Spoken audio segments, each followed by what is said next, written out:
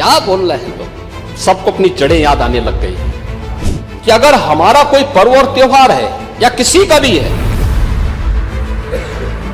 मुहर्रम का जुलूस हो या फिर कोई भी अन्य मुस्लिम समाज का कोई पर्व और त्योहार का कोई जुलूस, वो हिंदू मोहल्ले से सुरक्षित निकल जाता है, कोई दिक्कत नहीं होती। मंदिर के सामने से भी निकल जाता है, कोई समस्या नहीं होती। लेकिन ये समस्या केवल वहीं पे क्यों खड़ी होती है जब कोई हिंदू शोभा यात्रा किसी मस्जिद के सामने से, किसी मुस्लिम बाहुल्य क्षेत्र से निकलती है, तब क्यों तनाव पैदा हो जाता है? तभी क्यों झंडा लगाने में क्या समस्या आ रही है? क्या भारत की धरती पे केसरिया झंडा नहीं लग सकता? क्यों नहीं लग सकता? क्यों नहीं लग सकता? मैं यही पूछना चाहता हूं, आखिर ये दंगे क्यों किए जाते हैं? जिस निर्दोष राम गोपाल मिश्रा की हत्या हुई और घर के अंदर से गोली चला करके उसकी निर्मम हत्या की गई, हमें इस सच्चाई को स्वीकार करना चाहिए। ये दंगा सड़क पे आमने सामने नहीं था। अगर पुलिस घर के अंदर घुसती तो लोग फिर कुछ और आरोप लगाते।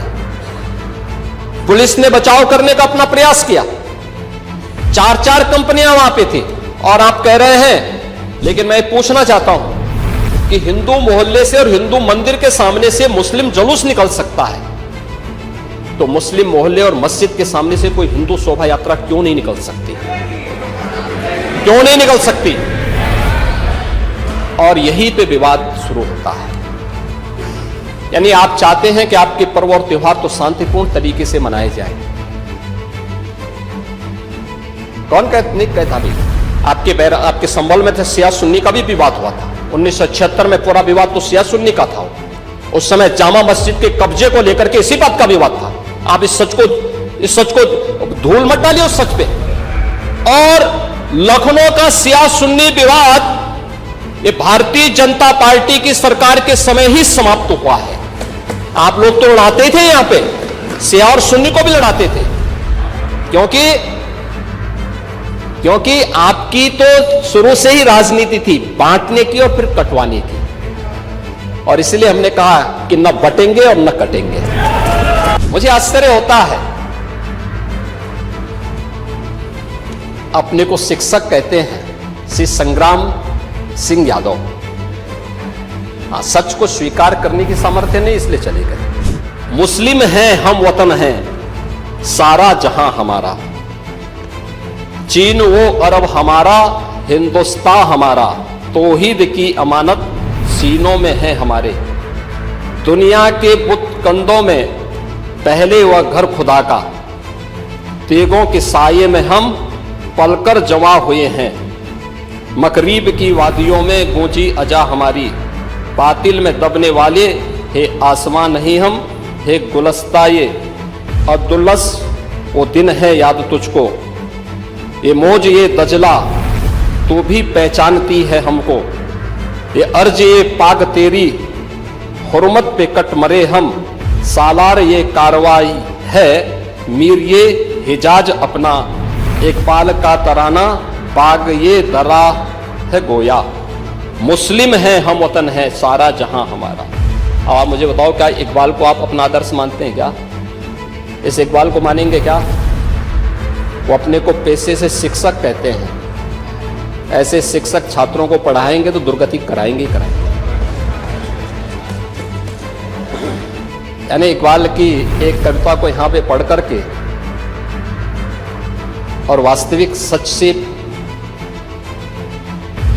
आप धूल डाल करके उसको छुपा नहीं सकते हैं। लेकिन अराजकता, पत्थरबाजी और किसी भी इस प्रकार के आदेश के खिलाफ जो माननीय न्यायालय ने आदेश किया है, उसके बाद भी कोई कानून को अपने हाथों में लेकर के कानून को ठेंगा दिखाने का प्रयास करेगा तो सरकार उससे सख्ती से निपटने का काम भी करेगी। और वही सख्ती वहां पर आवश्यक है जहां पर लोगों ने माहौल खराब करने का प्रयास किया है। एक भी निर्दोष नहीं जाएगा। जितने भी विजुअल्स होंगे उसके वीडियो फुटेज है, गोली चलाते हुए, कट्टा लहराते हुए,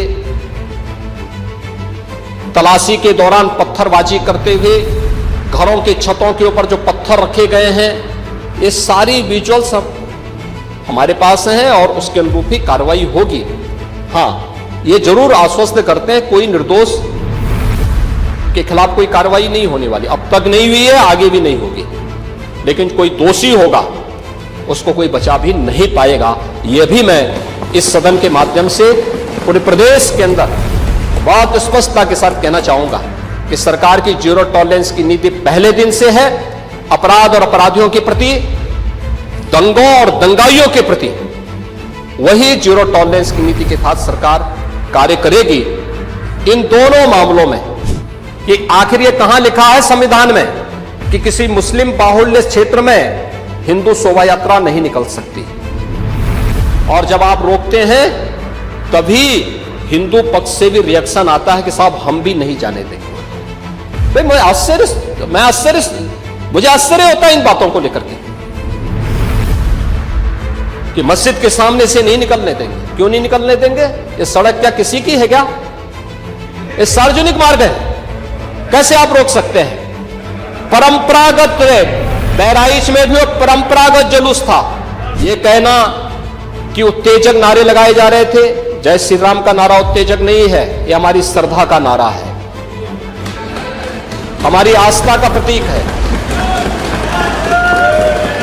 कल मैं आपसे कहूंगा कि अल्लाह अकबर का जो स्लोगन है ये हमें अच्छा नहीं लगता,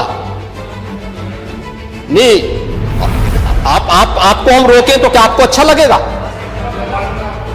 नहीं, आपको नहीं, मुझे मतलब होने की आवश्यकता ही नहीं, मुझे आवश्यकता ही नहीं इसकी, नहीं, मुझे इसकी आवश्यकता ही नहीं है, मुझे इसकी आवश्यकता ही नहीं, क्योंकि मेरी तो विरासत इतनी लंबी चौड़ी है, इतनी प्राचीन है कि मैं उस परंपरा को ही लेकर के चले जाऊं। मैं जय श्री राम का नारा, हर हर महादेव का नारा और राधे राधे, राधे राधे के संबोधन से ही अपना पूरा जीवन काट सकता हूं।